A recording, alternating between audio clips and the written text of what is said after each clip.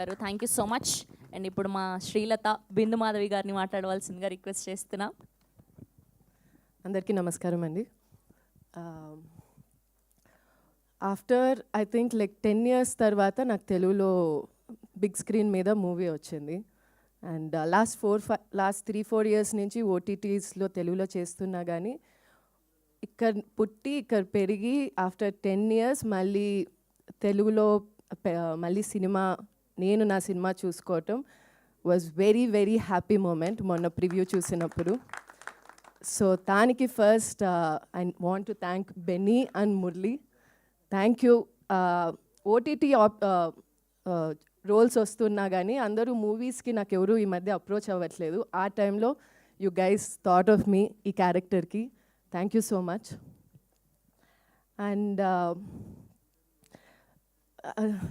అందరికీ థ్యాంక్స్ చెప్పాలని ఉంది కానీ మూవీ చూసిన తర్వాత ప్రీ రిలీజ్లో చెప్పినట్లు మా క్యాస్ట్ అందరూ నిజంగా ఆనిముత్యాలు.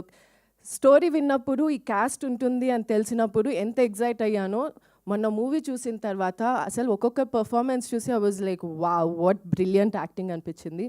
సో రియలీ మా క్యాస్ట్ అందరూ ఆనిముత్యాలు. ఆ ఆనిముత్యాల మధ్యలో నేను ఒక ముత్యమైనందుకు చాలా సంతోషంగా ఉంది.